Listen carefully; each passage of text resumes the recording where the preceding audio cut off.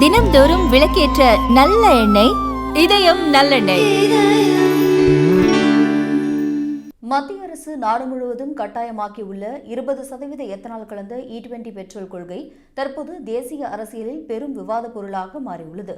இது தொடர்பாக ஆம் ஆத்மி கட்சியின் தேசிய ஒருங்கிணைப்பாளர் அரவிந்த் கெஜ்ரிவாலுக்கும் பாஜக தகவல் தொழில்நுட்ப பிரிவின் தலைவர் அமித் மாலவியாவுக்கும் இடையே சமூக வலைதளத்தில் கடுமையான வார்த்தை போர் நிலவி வருகிறது.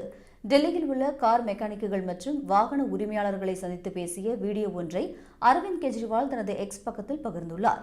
அதில் E20 எரிபொருளை பயன்படுத்துவதால் வாகனங்களின் என்ஜின்கள் பழுதடைந்து மெக்கானிக் கடைகளில் வாகனங்கள் வரிசையாக நிற்பதாக குற்றம் சாட்டியுள்ளார்.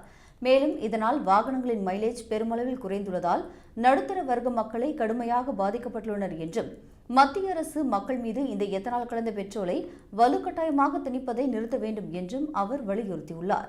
கெஜ்ரிவாலின் இந்த குற்றச்சாட்டுகளுக்கு பதிலடி கொடுத்துள்ள பாஜகவின் அமித் மாலவியா, கெஜ்ரிவால் மீண்டும் பொய்களையும் பயத்தையும் பரப்பும் அரசியலை செய்கிறார் என்று சாடியுள்ளார்.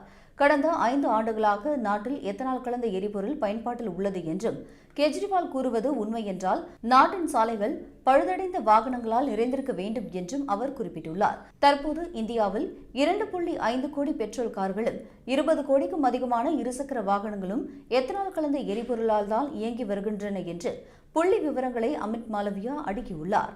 மேலும் நாட்டின் செகண்ட் ஹேண்ட் எனப்படும் உபயோகப்படுத்தப்பட்ட வாகன சந்தை வீழ்ச்சியடையாமல் $40 பில்லியன் மதிப்பில் வலுவாக இருப்பதற்கு காரணமே வாகனங்கள் நன்றாக இயங்குவதுதான் என்றும் கெஜ்ரிவால் சில வீடியோக்களை காட்டி உண்மையை மறைக்க பார்க்கிறார் என்றும் அமித் மாலவியா பதிவிட்டுள்ளார்.